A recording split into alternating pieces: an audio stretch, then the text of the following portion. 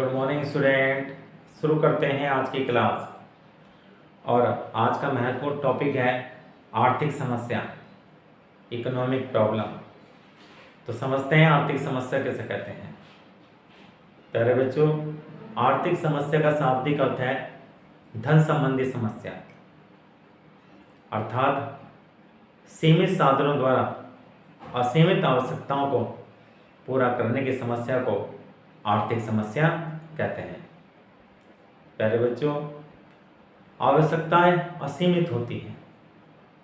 एक व्यक्ति, एक परिवार, एक देश, एक अर्थव्यवस्था की आवश्यकताएं असीमित होती हैं और उनको पूरा करने के साधन सीमित होते हैं जिनका वैकल्पिक प्रयोग होता है।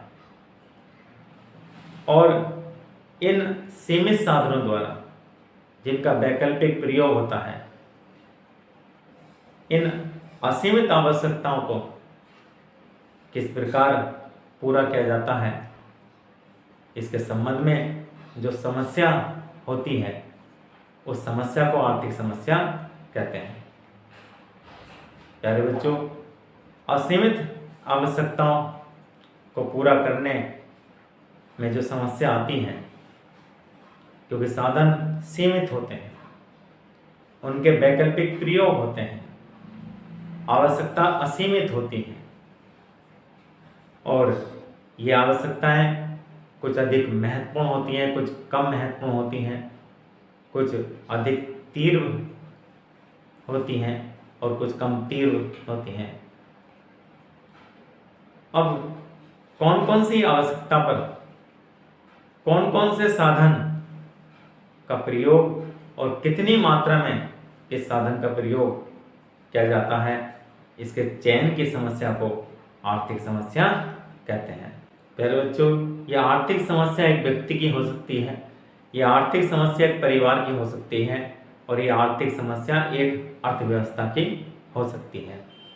क्योंकि अर्थव्यवस्था के पास भी सीमित साधन होते हैं, उनका वैकल्पिक प्रयोग किया जा सकता है और उस अर्थव्यवस्था के लोगों की आवश्यकताएं असीमित होती हैं।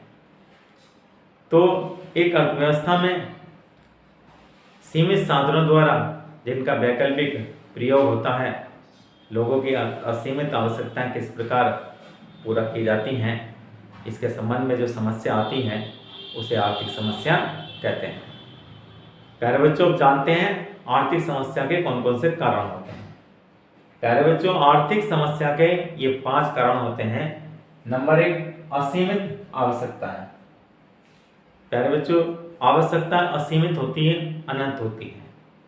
एक पूरी होती है तो दूसरी सामने खड़ी हो जाती है।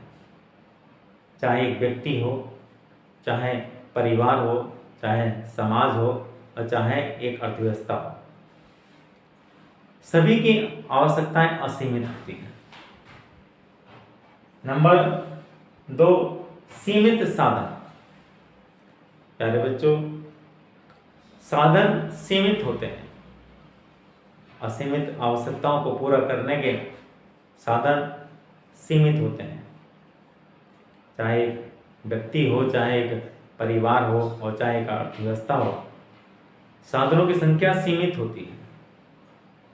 नंबर 3, आवश्यकताओं की तीव्रता में अंतर। जो असीमित आवश्यकता है, इन सभी आवश्यकताओं को पूरा नहीं किया जा सकता और इन सभी आवश्यकताओं में कुछ अधिक महत्वपूर्ण होती हैं, कुछ कम महत्वपूर्ण होती हैं।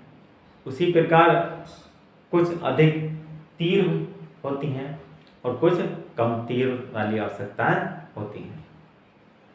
जो अनिवार्य आवश्यकता होती हैं वो अधिक तीव्रता वाली आवश्यकताएं होती हैं, उनको पूरा करना आवश्यक होता है, अनिवार्य होता है।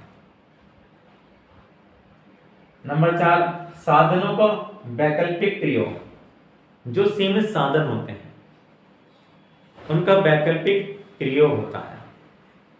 अगर आपके पास 10,000 रुपये हैं तो आप 10,000 रुपये का कई तरह से आप प्रयोग कर सकते हैं।